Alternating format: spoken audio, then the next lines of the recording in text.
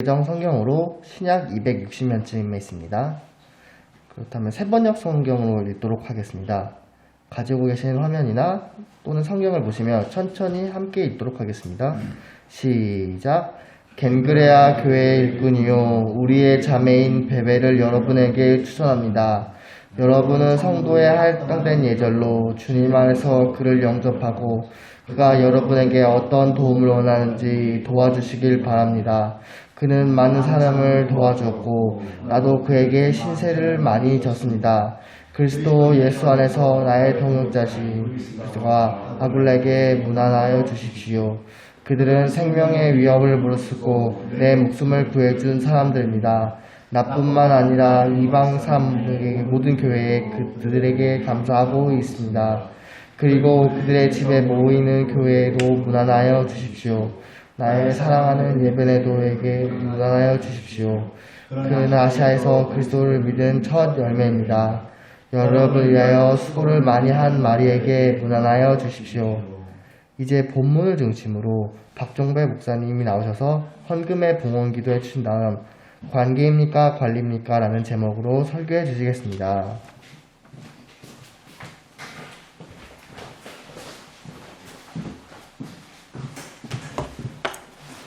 기도하겠습니다.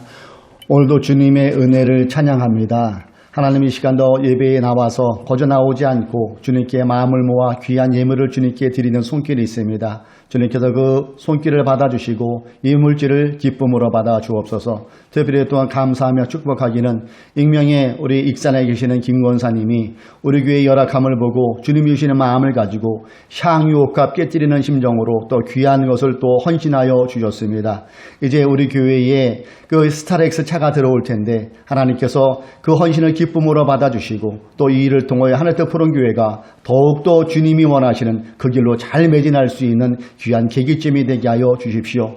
또 익명으로 유튜브로 헌금 드린 손길도 있습니다. 주님께서 그 바친 손길 위에 기쁨으로 함께하여 주시고 그의 앞나라를 형통으로 함께하여 주옵소서.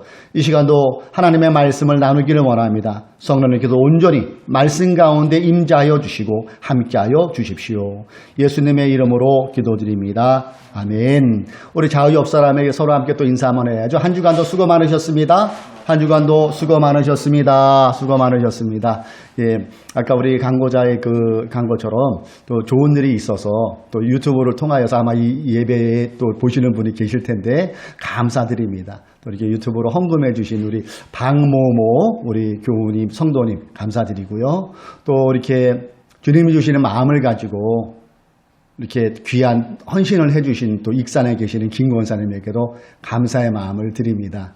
주님께서 그 마음을 허락하여 주셨기에 이렇게 헌금할 수 있는 거죠. 헌신할 수 있는 거고 그 마음 하나님께서 기쁨으로 받아주신 줄로 믿고요. 또 저희가 이 힘을 얻어서 더욱더 이 강릉 지역에서 주의 사역을 힘있게 감당하는 그런 귀한 차로 사용하도록 하겠습니다. 하나님의 축복이 우리 김권사님과 함께 하시기를 축복합니다. 또 이렇게 연출해 가시는 하나님께 감사드립니다. 어쨌든 우리가 이것을 계기로 하여서 더욱더 한 방향으로 주님이 원하시는 건강한 공동체를 이루어가는 그 귀한 계기점이 되기를 주님의 이름으로 소망합니다.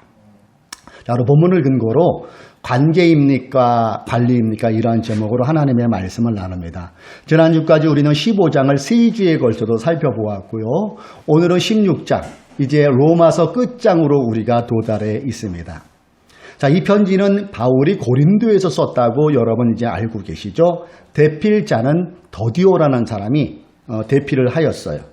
그래서 이제 눈을 지그시 감고 바울이 그 마지막 그 편지 장면을 그렇게 써내려가는 그 장면을 우리가 연상해낼 수가 있지요. 그래서 바울이 더디에가 써주는 그 대필을 하면서 한 사람 한 사람 이름을 기억하면서 안부를 묻는 내용이 여기에 나오는 오늘 우리가 읽은 그 내용 중에 일부예요.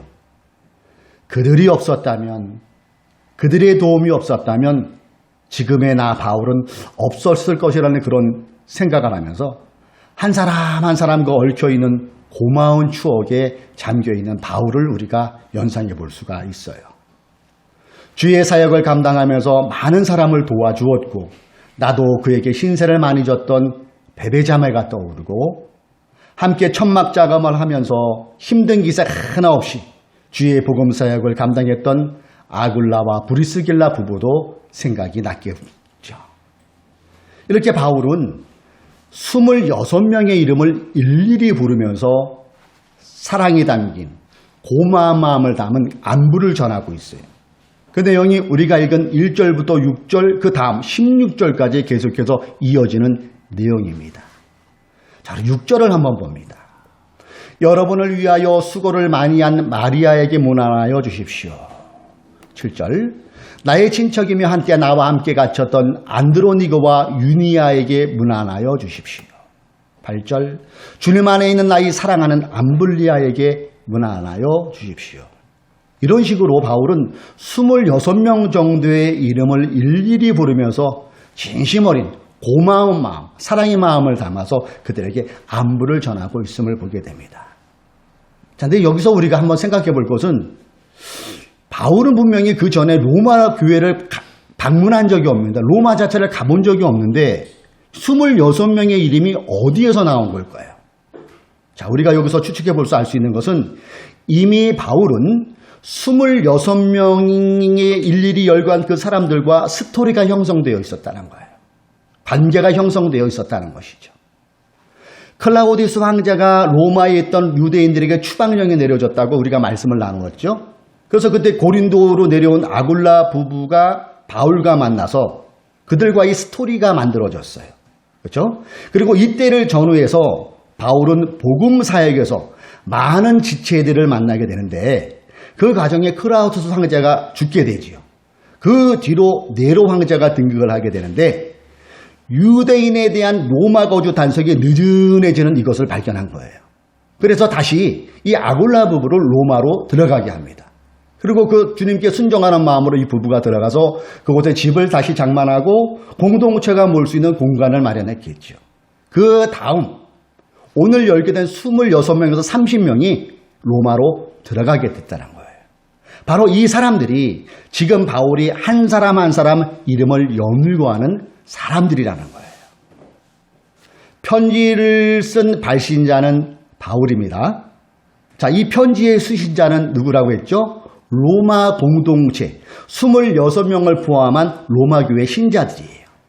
그리고 이 편지를 전달한 사람은 많은 학자들은 1절에 나오는 베베가 이 편지를 전달했을 거라고 추측들을 하고 있어요. 그래서 로마 공동체의 신자들, 특별히 자신의 이름이 거론된 데는 26명 이 사람들이 바울이 쓴 그 편지를 누군가가 읽을 때에 그 편지를 들었을 때 그들의 마음은 여러분 어땠을 것 같아요? 13절 읽어봅니다. 주님 안에서 택하심을 받은 루포와 그의 어머니에게 문안하여 주십시오. 그의 어머니는 곧 내 어머니이기도 합니다. 이 얘기를 누군가 일어나서 바울의 편지를 읽었을 때 루포가 들었을 테고 루포의 어머니도 들었을 거라는 거죠. 루포야, 너 바울 선생님이 우리 이름 기억하는 거 너 아까 들었지? 아유, 바울 선생님이 복음 사역으로 얼마나 바쁘실 텐데 벌써 우리가 헤어진 지가 몇 년인데도 우리의 이름을 잊지 않고 이렇게 우리 식구의 안부를 물으시는구나. 아이고, 하나님 감사합니다. 아유, 사도 바울님 잘 계시죠? 이런 얘기를 했은 것을 추측해 볼 수 있어요. 이렇게 자신의 이름을 잊지 않고 기억해주는 바울의 편지에 루포와 그의 어머니는 감격했을 거예요. 근데 어디 루포뿐이겠습니까? 자신을 잊지 않고 기억해주는 편지의 다른 지체들, 편지에 자기의 이름이 나온 다른 지체들도 루포처럼 똑같이 감동 먹었을 거예요. 그들과의 소중한 추억을 잘 간직하고 있는 바울, 또 바울과의 소중한 스토리를 간직하고 있는 26사람의 신자들. 저는 이 바울이 일일이 열거한 26명의 사람들을 읽으면서 야, 그래, 이런 게 건강한 공동체의 모습이겠구나 하는 것을 생각해 보았어요. 그러면서 이와 더불어 든 생각이 교회는 관계로 이어지는 것이지 관리로 이어지면 안 되는구나, 이런 생각도 해보았어요. 여러분, 관계는 가족적 의미가 담겨있는 사랑형 공동체예요. 관리는 뭘까요? 기업적 의미가 담겨있는 수익형 공동체예요. 예. 여러분, 가족적 의미가 담겨있는 사랑형 공동체가 교회의 모습이어야 할까요? 아니면 기업적 의미가 담겨있는 수익형 공동체가 교회의 모습이어야 될까요? 물어보나 마나죠. 가족적 의미가 담겨있는 사랑형 공동체가 진정한 교회의 공동체의 모습일 것입니다. 저 교회는 관계로 이어져야지 관리, 즉 시스템으로 이어지다 보면은 비즈니스 공동체로 전락할 가능성이 농후하다는 것을 저는 이 말씀을 읽어보면서 생각해 보았다는 것이지요. 자, 그렇다면은 관계가 중요하다고 제가 여러 번에게 말씀드렸는데 이 관계는 어떻게 형성될까요? 그것은 스토리예요. 바울이 로마에 있는 26명의 이름을 기억한 것은 그 안에는 스토리가 있듯이 이야기가 있어야 된다는 거예요. 이래 관계가 성립되는 거예요. 그 사람과 나만의 이야기가 만들어지면서 관계는 만들어지는 거예요. 여러분, 우리가 누가 이제 길을 가는데 예를 하나 드릴게요. 길을 가는데 전혀 모르는 사람이 손을 쑥 내면서 어이 전혀 나 저 밥 못 먹어서라도 5,000원만 줘봐. 그러면 좀 당황스럽지 않겠습니까? 물론 우리 교우님들은 마음씨가 좋으니까 그래요? 기다렸어요. 이렇게 주는 사람도 있을 테지만 그건 극소수죠. 일단 경계를 하게 되죠. 그리고 물어보지 않습니까? 아니 주는 건 문제가 아닌데 뭐 때문에 그러세요? 이렇게 얘기가 되는 왜 이렇게 얘기가 되겠죠? 그리고 좀 경계가 될 거예요. 왜 이런 마음이 생깁니까? 관계가 형성 안 돼 있기 때문에 그런 거 아니겠어요? 반대로 길을 가는데 나랑 친하게 치는 친구가 저기서 걸어옵니다. 친구야, 야 너 잘 만났다. 나 밥 못 먹었거든. 나 5,000원만 줘봐. 그러면 뭐라고 얘기할 것 같아요? 아유, 이 시간까지 뭐 해서 밥도 못 먹었냐. 가자, 내가 밥 살게. 그럴 수 있어요. 이것은 무엇 때문에요? 이미 그 전에 관계가 형성되어 있기 때문에 그래요. 예. 이게 가능한 건 이미 관계가 형성되어 있기 때문에 상대방과 나만의 스토리가 만들어져 있기 때문에 그렇다는 거죠. 본문에서 바울은 26명의 이름을 연구할 때 그냥 이름만 쓰지 않았잖아요. 가만 보십시오. 반드시 이름 앞에 뭐뭐뭐한 수식어가 달려있는 거 여러분 발견하셨나요? 뭐뭐뭐라는 수식어. 그 대표 구절로 12절을 한번 보세요. 12절. 자, 12절을 우리 같이 수식어가 어떻게 되어 있나를 생각하면서 관계를 생각하면서 이 구절을 읽으면 좋을 것 같습니다. 자, 우리 12절 천천히 시작. 주님 안에서 드로스보사에게 문안하여 주십시오. 주님 안에서 수고를 많이 한 사랑하는 버시에게 문안하여 주십시오. 보세요. 주님 안에서 수고한 두루베나와 두루보사. 예, 주석에 보면은 두루베나와 두루보사는 쌍둥이였다고 그러더라고요. 쌍둥이. 자, 여기에서 두루베나와 두루보사가 주님 안에서 수고했다고 했는데 그 수고가 어떤 수고인지 저와 여러분은 몰라요. 그렇죠? 전혀 몰라요. 그러나 이 편지를 쓴 바울과 그 편지를 듣고 있는 두루베나 두루보사는 스토리가 그들만의 스토리가 있었다는 거예요. 이게 관계죠. 바울은 관리적 차원에서 그 사람을 기억한 게 아니라는 얘기예요. 관계적 차원에서 자연스럽게 상대의 이름을 억지로 외우지 않았는데도 서로 간의 스토리가 너무 진하니까 주를 위해 수고했던 구체적인 사건이 그 사람에 대한 사건이 떠오르면서 그 사람 이름이 자연스럽게 나왔다는 건 아니겠습니까? 그렇습니다. 교회 공동체는 관리가 아닙니다. 교회 공동체는 관리로 이어져야 된다는 거예요. 그래야 그 안에 그리스도의 사랑이 넘치고 공동체 안에 그리스도의 은혜가 넘칠 수가 있다는 것이지요. 진정한 관계 형성은 이름만 달달 외운다고 관계가 형성되는 건 아니에요. 그러면은 좀 더 생각해 볼게요. 진정한 관계 형성은 어떻게 돼야 되냐면은 육하 원칙에 바로 답해야 돼요. 육하 원칙이 뭐예요, 여러분? 언제, 어디서, 누가, 무엇을 어떻게 했나? 예, 이 스토리 배경에 이게 딱 떠오를 수가 있어요. 이게 진정한 관계가 형성돼야 된다는 거예요. 그 증거가 3절과 4절에 나오고 있어요. 3절 제가 읽습니다. 그리스도 예수 안에서 나의 동역자인 브리스가와 아굴라에게 문안하여 주십시오. 이렇게 합니다. 그러면서 4절에 보세요. 그들은 생명의 위험을 무릅쓰고 내 목숨을 구해준 사람들입니다. 나뿐만 아니라 이방 사람의 모든 교회도 그들에게 감사하고 있습니다. 육하 원칙을 적용하고 있어요. 그들이 아굴라와 브리스길라가 어떻게 나를 생명의 위협에서 건졌는지, 어떻게 위험을 무릅쓰는지, 그들이 언제 이러한 일들을 감당했는지, 그들이 무엇으로 바울 자신의 목숨을 구해줬는지 육하 원칙으로 생생하게 기억하고 있어요. 이게 관계라는 거죠, 여러분. 여러분 혹시 저를 처음 만났을 때 기억나시는 분 계신가요? 우리 태화 여제 저를 처음 만난 걸 어디서 만났나 기억하시나요? 네, 카페에서. 카페, 그랬죠. 저도 기억나요. 우리 유석 형제, 우리 현우 형제, 여기다 모르는 분들 제가 만난 기억들이 저도 생생해요. 그래서 오재 형제 아버님이 오자, 세자, 온자. 옛날 서울시장 이름이랑 똑같아서 잘 기억해요. 또 어머니는 박문재 어머님을 일전에 제가 횡성 로타리 버스 쓰는 데서 만난 것 기억하고 지금도 어머니 아버님의 기도 부탁을 하는 것을 듣고 있어요. 우리 김태환 형제 아버님은 김자, 종자, 안자 맞죠? 김종환 아버님, 또 어머님 변자, 숫자, 지자, 변수지 집사님. 깜짝 놀라는 표정. 동생은 이름을 아직 얘기해도 내가 잘 모르는 것 같아요. 유현우 형제 아버님 이름은 유자, 경자, 열자. 그렇죠? 운수업에 계시고 또 김희정 권사님, 동생 아름다운 여동생의 이름은 유자영 간호사님. 우리 박예은 자매님은 어머니가 아마 옥경란일걸요? 예, 제가 또 박예은 자매님은 할머니, 외할머니 이름까지 어떻게 아네요? 외할머님이 김자, 복자, 선자, 권사님. 친할머니도 알아요. 예, 지자, 정자, 순자, 주전선 권사님. 근데 아빠 이름을 모르겠네. 왜 그럴까? 예. 귀 있는 자는 들을지어다. 예, 어쨌든, 이게 처음 교회에 들어던 여러분들의 모습이 기억되면서 스토리가 저도 생각이 나요. 관계가 아닌, 관리가 아닌 관계로 이어지고 있다는 걸 아니겠어요? 이 자체에 저는 하나님께 감사를 드립니다. 진정한 관계 형성은 육가 원칙에 바로 답할 수 있어야 돼요. 아무 개성도 하면 짝짝짝짝 생각날 수가 있어야 돼요.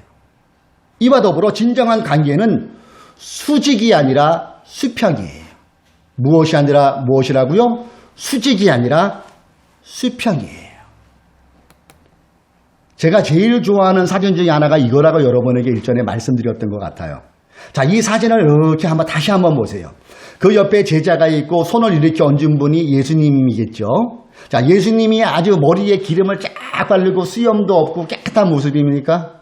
그렇지 않지요. 제자와 예수님의 모습이 대동소이예요. 예, 거지 버전 같아요. 노스긴 버전 같아요.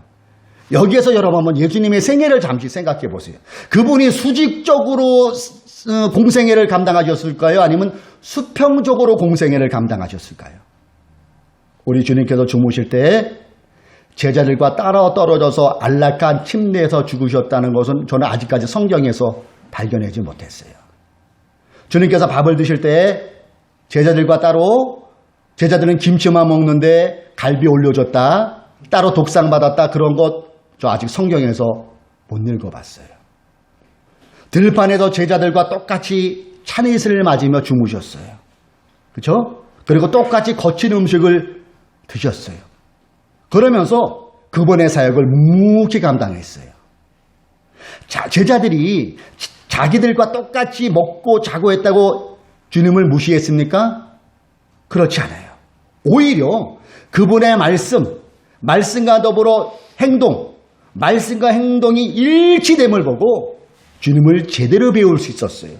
그리고 그들은 진정한 마음에서 우러나는 존경을 주님께 표했다는 거예요. 이렇게 수평적 관계 속에서 주님과 제자의 관계는 동독해지고 그 관계가 농밀해졌다는 거죠. 여러분, 혹시 담임 목사 전용 화장실이 있다면 여러분 믿으시나요? 담임 목사는 화장실을 따로 써요. 담임 목사 집무실에 침대가 있고 월풀 욕조가 있다면 여러분 믿으시겠어요? 담임 목사 퇴근 전에는 부교육자들은 어느 누구를 막론하고 절대 퇴근하지 못한다면 여러분 믿으시겠어요? 담임 목사가 퇴근할 때 일렬로 도율해서 90도 인사를 하고 가는 데까지 쳐다보고 있다면 여러분 믿으시겠어요? 믿어야 돼요. 이런 일이 지금도 발생되고 있어요. 신자들과 따로 쓰는 화장실, 담임 목사 전용 사무실의 침대와 욕조, 퇴근할 때 부교육자들이 도율하고 90도 인사를 하는 곳에서 과연 수평적 관계가 유지될 수 있을까요? 대형교회에서 겪었던 저희 경험상으로는 그것은 불가능했습니다. 교회 공동체에서의 진정한 관계 형성은 휴직이 아니에요. 수평이 돼야 돼요. 그리고 그 사람과의 스토리가 육하 원칙으로 바로 나올 수 있을 때 이게 진정한 관계로 이어질 수 있다는 것을 우리는 1절부터 16절을 쭉 묵상하면서 우리가 얻을 수 있는 관계에 대한 정의예요. 자, 그렇다면 여러분, 교회 공동체가 진정한 관계를 유지하기 위해서 관계가 잘 유지돼야 된다고 제가 여러 번이나 말씀드렸는데, 그 진정한 관계가 유지되려면 적정 인원의 몇 명이라고 여러분 생각하세요? 너무 많으면 우리가 이 관리로 갈 수밖에 없잖아요. 그렇죠? 적정 인원. 여러분 생각은 다 다를 거예요. 어떤 학자들은 뭐 200명 정도 된다고 하는데 저는 제 생각하는 것도 너무 많아요. 이름은 알 수 있지만은 육하 원칙이나 아니면 수평적 그것은 힘든 구조가 될 수 있어요. 저는 오늘 이 본문을 묵상해 보면서 적정한 인원을 50명 안팎으로 생각해 보았어요. 50명 전후 이 인원 정도가 제대로 된 관계가 유지될 수 있는 인원이라는 것을 저는 생각해 보았어요. 그 근거를 제가 어디서 찾았냐면은 11절, 14절, 15절이에요. 11절, 나기스의 가족에게 문안하여 주십시오. 14절, 그들과 함께 있는 형제 자매들에게 문안하여 주십시오. 15절입니다. 그들과 함께 있는 모든 성도에게 문안하여 주십시오. 눈치채셨을까요? 둘 이상의 복수가 나오잖아요. 모모모들. 이름을 밝힌 사람 이름이 몇 명이라고요? 26명 더하기 배가 있었다는 거죠. 그렇게 추측해 볼 수가 있죠. 그러니까 50명 전후가 교회 공동체가 진정한 관계를 유지할 수 있는 적정 인원이라는 거 아니겠어요? 이것을 여러분에게 강요하는 게 아니고 제가 생각한 것을 여러분에게 나누는 겁니다. 자, 그러면은 이게 추가되면 어떻게 돼요? 관리가 되어버릴 수 있다는 거예요. 관리가 되면 그때부터 교회 공동체는 사랑형 공동체가 아닌 수익형 공동체로 전락될 위험이 농후하다는 거예요. 당연히 그 안에는 그리스도의 생명력은 존재할 수 없다는 얘기죠. 그럼 이렇게 반론이 나올 수 있어요. 아니 그럼 50명 넘으면 성도를 더 이상 오는 사람 받지 말라는 거예요? 그게 아니죠. 칼라야 된다는 거예요. 여러분 화무분이 어느 정도 되면 분가리게 한다고 그러잖아요. 그래야 생명력이 유지되고 그게 뿌리가 썩지 않는다고 하잖아요. 교회도 마찬가지라는 거예요. 예. 그러니까 교회가 건전한 구조로 가려고 하면 진정한 관계 유지로 가려면은 정관에 아예 그렇게 넣을 수 있는 구조적인 제도도 필요하다고 여러분 생각되지 않으십니까? 화분의 분갈이를 적절히 할 때 식물의 생명력이 강해지고 잘 자라는 것처럼 교회도 적정정을 투과할 때는 과감하게 가를 수 있어야 돼요. 왜 그런다고요? 그래야지만 이 관리가 있는 관계가 유지될 수가 있고 생명력이 유지되고 오직 예수 그리스도가 주인 되시는 건강한 공동체를 유지할 수 있기 때문에 그래요. 코로나19는 우리의 삶을 많이 바꿔놓았다고 하잖아요. 한절 우리 교회도 보면은 유튜브 예배가 활성화되면서 비대면인 어떻게 하면 비대면일까 그런 여러 가지 아이디어들도 많이 나오는 걸 여러분 보잖아요. 지금 우리가 예배를 드리는데 저만 빼고 여러분 다 어떻게 하냐면 마스크 내려놨네. 그 외의 분들 다 마스크 쓰고 계시네요. 우리가 코로나 오기 전에 마스크 썼습니까? 쓴 사람이 있었어요. 누구라고 얘기 안 하는데 예. 뭐뭐뭐 자매님은 항상 마스크를 썼어요. 그 외에는 다 마스크 안 썼잖아요. 이게 우리도 조금 바뀌어진 모습이잖아요. 그 중에 하나가 여러분 등산 인구의 연령대가 바뀌어진 거 아세요? 제 나이 위쪽으로 등산들을 사실 많이 갔어요. 그러면 3, 3, 5 막 하고 뭐 묻지마 등산도 있어요. 관광차 대절에서 이렇게 갔다 오고 그 안에 차 안에서 막 아줌마들 춤추고 또 그런 것도 많이 있었거든요. 근데 그 세대가 젊은 층으로 바뀌어져 가고 있다는 거 여러분 신문에서 SNS에서 보셨습니까? 여기가 인왕산이에요. 인왕산. 서울 평화대 그쪽이 인왕산. 예. 저 위에 있는 자매 우리 예은 자매님 많이 닮았네. 예. 사진 찍고 있죠. 바지를 이런 무슨 바지라고 하죠? 꽉 끼는 걸 레깅스. 레깅스에다 힙색이라고 그러나 이렇게 매는 거. 이렇게 허리에 매는 거. 그거는 그걸 다닌 사람들이 굉장히 많이 늘고 있어서 등산 인구의 연령대가 하향되고 있대요. 하향 조정. 이유를 물어보니까 이 비대면을 해야 되니까 이 실내 스포츠에서나 이 헬스장에서도 많이 제재를 가한대요. 우리 형제는 운동 좋아하는 형제는 아마 수긍하실 거예요. 그러다 보니까 운동은 하고 싶고 맑은 공기에 말고 싶은 거 어디로 가게 돼요? 산으로 간다는 거, 이분들이. 산에. 예. 그러니까 산에 가가지고 그곳에서 운동을 하고 또 비대면 교제를 한다는 거죠. 여러분, 산을 왜 갑니까? 운동 도하기 맑은 공기 때문에 가는 거 아니겠습니까? 저는 산을 가는 이유가 이거. 운동 도하기 맑은 물소리, 새소리, 맑은 공기. 이것 때문에 산에 가요. 만약에 그 맑은 공기, 물소리, 새소리가 없고 산에 도시 한복판에처럼 매연이 들고 찻소리가 빵빵 되면은 산에 갈 사람 있을까요? 없어요. 산에 갈 이유가 사라질 거예요. 이런 의미로 본다면 교회도 여러분 마찬가지 아닐까요? 사회생활에서 수직적 조직 문화에 찌든 영혼들이 교회에서만큼은 수평적 교제, 수평적 관계를 유지할 수 있어야 된다는 거예요. 회사에서는 윗상사 눈치를 봐야 하지만 생존 경쟁에 치열하지만은 스트레스 받지만은 교회에서만큼은 내가 하는 일에 상관없이 소중한 한 영혼 그 자체로 수평적 대우를 받을 수 있어야 된다는 얘기예요. 세상에서는 성공이란 메아리가 울려 퍼지지만은 교회에서만큼은 영혼을 맑게 해주는 하나님의 말씀이 울려 퍼져야 하는 것 아니겠습니까? 그런데 교회에서조차 가르치고 하나님의 말씀을 한다 하지만 그 하나님의 말씀을 빙자하여 사람에게 계속해서 세상의 욕망만 부추긴다면은 매연 가득한 산이랑 교회가 뭐가 다르다는 얘기죠. 산에는 맑은 공기가 있어야 하는 것처럼 교회 공동체 안에는 그리스도 안에서의 수평적 관계가 있어야 돼요.